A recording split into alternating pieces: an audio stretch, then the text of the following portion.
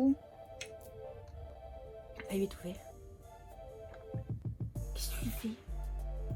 Avec quoi tu joues là? Tu vas t'étouffer bébé. Oh mignon.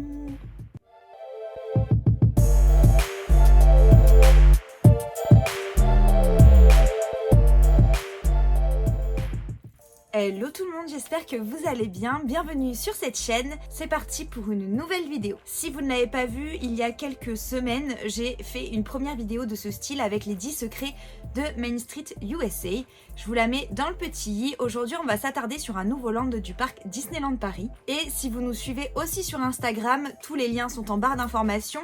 Si vous nous suivez aussi sur Instagram, vous avez remarqué que lorsque nous avons fait la session Main Street, on a sorti la vidéo 10 secrets sur Main Street USA et que là il y a un nouveau land à l'honneur sur notre Instagram et c'est bien de ce land là que je vais parler aujourd'hui. Aujourd'hui nous allons parler des 10 secrets de Discovery Land, donc le deuxième land dont on va parler sur cette chaîne. Discovery Land, c'est le premier land situé sur votre droite dans le parc. Vous longez Main Street USA, quand vous arrivez au bout vous allez directement sur votre droite et vous allez tomber dans un monde un petit peu particulier, ce qui va nous amener à notre premier secret.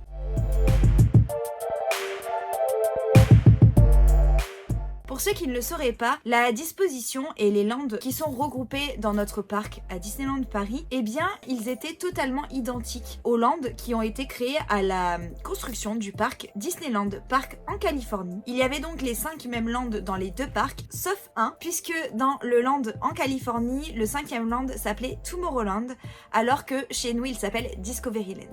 En réalité, les Imagineers ont voulu utiliser ce land un peu d'une façon différente. Tomorrowland représente simplement le monde de demain, alors que pour Discoveryland, on est vraiment dans un land en hommage à des visionnaires du passé qui ont une vision précise de ce que pourrait être le futur. Vous me suivez? Je suis pas sûre, on recommence. À la base, le Discoveryland, c'est un land basé sur les visionnaires et sur leur façon d'imaginer le futur. Je pense que là, vous avez compris. En fait, ce sont des personnes du passé qui n'avaient aucune idée de bien sûr ce que le futur allait donner et qui ont eu leurs propres idées pour créer un futur. Par exemple, George Lucas, qui a créé la saga Star Wars, qui est dans le land Discoveryland, puisque c'est un visionnaire de génie pour Walt Disney. Il était même présent lors de l'inauguration de Disneyland en Californie. Et plus vieux, il s'est associé à Disney pour créer une attraction dans les parcs Disney qui n'est autre que Star Tour. Comme pour la vidéo sur Main Street USA, on va y aller un petit peu dans l'ordre, un petit peu en avançant pour voir ce qui s'y passe. C'est parti, deuxième secret.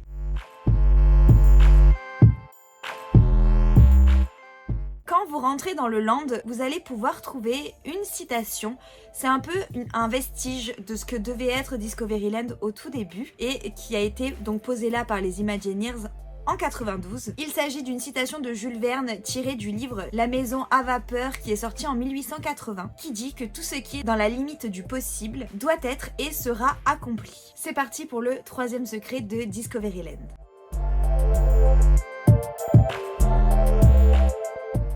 Vous continuez un petit peu à marcher dans Discoveryland tout droit, de toute façon à ce moment-là on ne peut pas encore bifurquer d'un côté ou de l'autre. Vous allez voir en face de vous une magnifique attraction qui s'appelle Orbitron et juste derrière une autre magnifique attraction qui s'appelle Space Mountain. Ça on en parlera plus tard. Nous ce qui nous intéresse pour le moment c'est la boutique que l'on va trouver sur notre gauche. La boutique Constellation qui se situe juste avant l'attraction Buzz l'éclair. Si vous avancez un peu et que vous vous trouvez vraiment entre l'attraction Buzz l'éclair et la boutique, il y a une fresque absolument magnifique sur le côté de la boutique. Et en réalité, cette fresque représente tous les moyens de transport possibles dans Discoveryland. C'est-à-dire que par exemple, vous allez retrouver les voitures que vous pouvez conduire à Autopia, vous allez retrouver un sous-marin, vous allez retrouver une montgolfière, vous allez aussi pouvoir retrouver un vaisseau spatial, ainsi de suite. Je pense que vous avez compris, vous avez vraiment toutes les attractions, tout ce qui a pu être vu dans le parc Discoveryland représenté dans cette magnifique fresque. C'est une fresque qui passe un petit peu inaperçue, mais maintenant n'hésitez pas à aller la voir, vous allez voir, c'est absolument magnifique. Et c'est comme ça qu'on va aller jusqu'au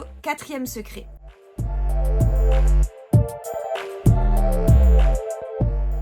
Puisque, comme je viens de vous le dire, on vient de parler de cette fresque qui est située entre la boutique Constellation et l'attraction Buzz l'éclair.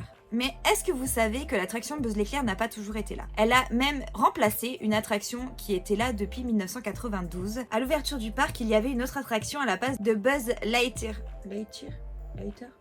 Lightyear Laser Blast. C'était une attraction qui s'appelait le Visionarium. Le Visionarium, qu'est-ce que c'était? C'était une attraction dans laquelle on pouvait voyager dans le temps. Et oui, on pouvait se balader dans le passé et on pouvait aussi se balader dans le futur. En fait, on était guidé par un robot qui s'appelait Nine et qui nous amenait un petit peu dans ce voyage à travers le temps. Au début, tout se passait plutôt bien puisque juste c'était une balade un peu comme une autre, sauf que au final, après avoir écouté une petite conversation avec Jules Verne, eh bien Jules Verne va s'accrocher à Nine et va venir voyager avec nous. Et en fait, ça partait dans une aventure un petit peu incroyable avec Jules Verne et franchement, c'était vraiment une très bonne attraction. J'étais assez petite, mais pour m'en rappeler quand même plutôt bien, c'était vraiment un moment très très chouette. En fait, vous aviez un écran en 360, c'était vraiment quelque chose d'assez incroyable. Il n'y avait pas de siège qui bouge, il n'y avait pas tout ça, c'était vraiment une attraction en 360 qui vous donnait vraiment l'impression de voyager dans le temps et c'était vraiment chouette. Ah, c'était fabuleux, vraiment. Je pense même que sur YouTube, vous devez pouvoir trouver une vidéo de ce qui se passait dans l'attraction à l'époque. Donc n'hésitez pas à taper Visionarium Disneyland Paris et je pense que vous trouverez quelques petites vidéos sur cette attraction. C'est parti pour le 5e secret.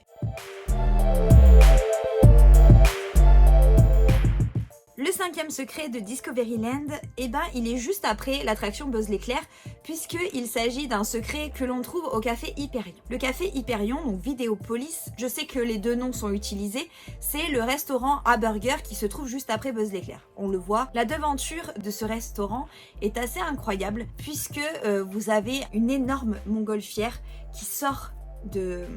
Enfin, je suis pas sûre que le nom soit montgolfière, j'ai perdu, je crois qu'il y a un autre nom, bref. C'était cette énorme montgolfière qui sort de l'attraction, qui est tirée d'un film de la Walt Disney Company, il me semble. Mais ça, je suis pas sûre, donc on en reparlera dans une prochaine vidéo. Et quand vous regardez plus attentivement cette montgolfière, vous pouvez voir qu'il y a 2 petites cages, donc une de chaque côté de la montgolfière. Et dans ces cages, il y a les plus petits animatroniques du parc. En réalité, dans ces cages, vous pouvez trouver des animatroniques de pigeons voyageurs. Vous allez pouvoir les voir s'agiter, qui sont pas très contents d'ailleurs d'être dans ces cages. Et il va même y avoir quelques petits effets sonores qui sont un petit peu faibles aujourd'hui, mais par moment, vous pouvez quand même bien les entendre et surtout les voir bouger. Donc n'hésitez pas à maintenant vraiment vous focus là-dessus et regarder un petit peu ce qui se passe dans cette montgolfière. C'est plutôt intriguant et ça donne vraiment l'impression que ceux qui sont dans cette montgolfière et qui voyagent là-dedans en fait étaient prêts pour le départ et qu'ils allaient s'envoler. Le 6e secret de Discoveryland.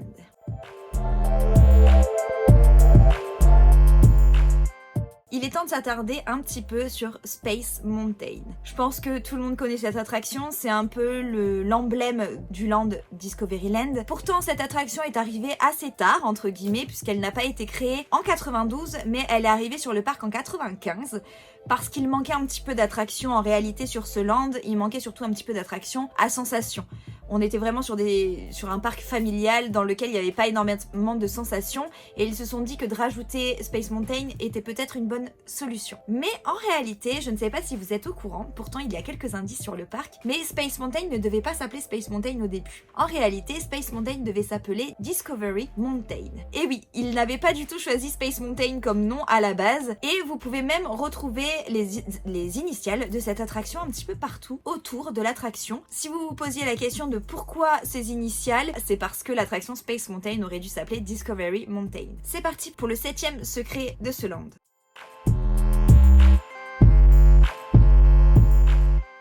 On va pas partir très loin de Space Mountain. En réalité, on va aller juste là où rentrent les fast-pass dans cette attraction. Quand vous regardez en face de cet endroit, quand vous vous positionnez en face et que vous avez Space Mountain dans votre dos, vous avez en face les anciennes arcades de Hyperion, de Vidéopolis. Je ne sais plus exactement le nom de cet endroit, je suis navrée, mais si vous levez un tout petit peu les yeux, vous vous retrouvez avec 2 hublots absolument énormes qui sont là, on ne sait pas trop pourquoi. Ça donne un peu un aspect de jumelles, mais lorsque l'attraction a été dessinée, que les Imagineers ont imaginé ce land, ils voulaient relier Vidéopolis à Discovery Mountain par 2 passerelles. Il y aurait dû donc y avoir un petit passage intérieur entre guillemets parce que ça aurait été fermé, mais je pense qu'on aurait pu voir l'extérieur. Let's go pour le 8e secret de Discoveryland.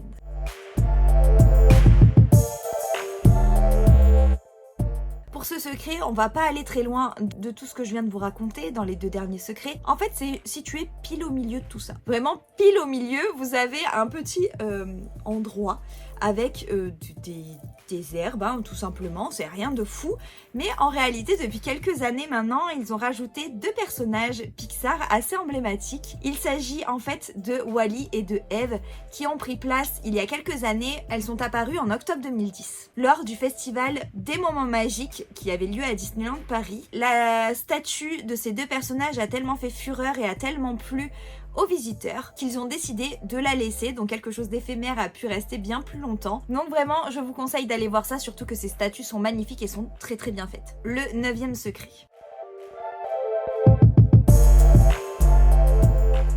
On passe donc à l'avant-dernier secret de cette vidéo et Discoveryland a encore quelques petites choses à nous apprendre. En réalité, pour connaître cet endroit, il faut être venu avant 2016. D'abord, on va se positionner au bon endroit. On s'est arrêté à Wall-E et Eve.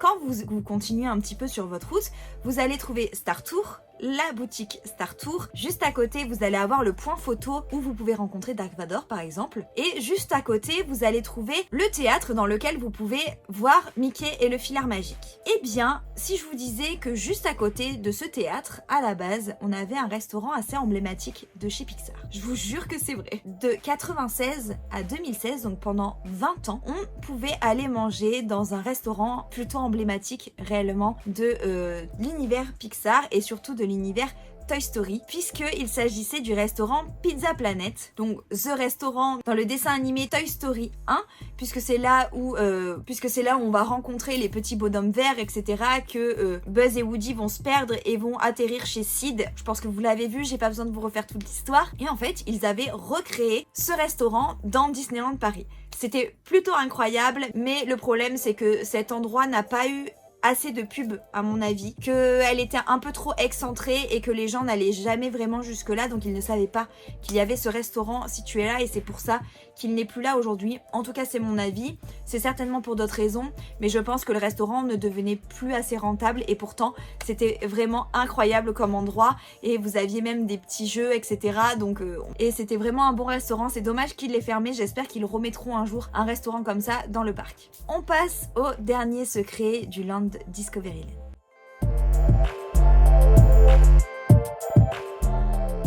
Pour ce 10e secret, c'est un secret sans en être un. Je pense que beaucoup de personnes ne sont même pas au courant. Déjà parce que maintenant il n'y a plus de cartes distribuées à Disneyland Paris et que même quand il y avait une carte, c'est pas vraiment un endroit, je pense, que les gens allaient voir et c'est bien dommage. Dans Discoveryland, vous pouvez visiter un sous-marin et pas des moindres. Vous pouvez visiter le Nautilus tiré de 20 milieux sous les mers de Jules Verne. L'entrée pour visiter ce sous-marin est juste après Autopia. En face de Space Mountain, vous avez juste un petit endroit, tout rikiki, hein, c'est comme une petite tour.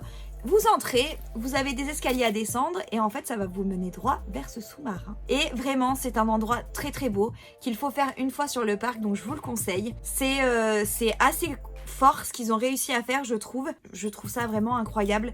Perso, j'adore aller là-bas au moins une fois à chaque fois qu'on se rend sur le parc. Là, ces derniers temps, à chaque fois qu'on est monté, c'était fermé, mais c'est vraiment un endroit que j'aime beaucoup. Et si vous aimez Jules Verne, que vous aimez son univers, que vous aimez 20 milieux sous les mers, que vous avez tout simplement envie de voir à quoi ça ressemblait un sous-marin dans le temps, et allez-y, faites un tour et vous m'en direz des nouvelles. Voilà tout pour les 10 secrets que j'avais à vous confier sur Discoveryland. J'espère que ça vous aura plu. N'hésitez pas à me dire ce que vous en avez pensé en commentaire ou en likant la vidéo si ça vous a plu. N'hésitez pas à me dire quels sont les secrets que vous connaissez sur Discoveryland. N'hésitez pas aussi à me dire en commentaire si vous avez envie qu'on continue cette saga. N'hésitez pas à vous abonner si ce n'est pas encore fait. C'est juste en dessous, ça prend 1 seconde, c'est gratuit et ça fait extrêmement plaisir. En tout cas, moi je vous embrasse très très fort, on se dit à très vite pour une nouvelle vidéo. Ciao ciao.